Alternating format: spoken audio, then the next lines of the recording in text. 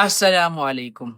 Pwede pa bang makapagpiyansa kapag convicted na sa RTC at nag-appeal sa Court of Appeals? Sa ilalim ng Rules of Court, kapag ang isang tao ay nahatulan na sa RTC sa isang kasong hindi naman punishable by death, reclusion perpetua o life imprisonment, ang pagpayag sa piyansa ay nagiging discretionary na lamang ng hukom.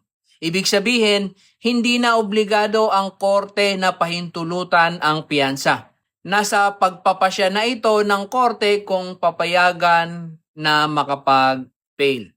Kung ang parusa ay lampas 6 na taong pagkakakulong, pwedeng tutulan ng prosecution ang bail at maaaring i-deny o i-cancel ito kung may ebidensya ng mga sumusunod. Kung recidivist o quasi-recidivist o habitual delinquent ang akusado. Kung tumakas o lumabag sa bail dati.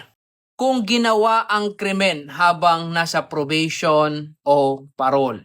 Kung mataas ang posibilidad na tumakas at kung may panganib na gumawa ulit ng panibagong krimen. Ay natutunan ka na naman ba ngayong araw? I-like, i-share at i-comment ang inyong tanong.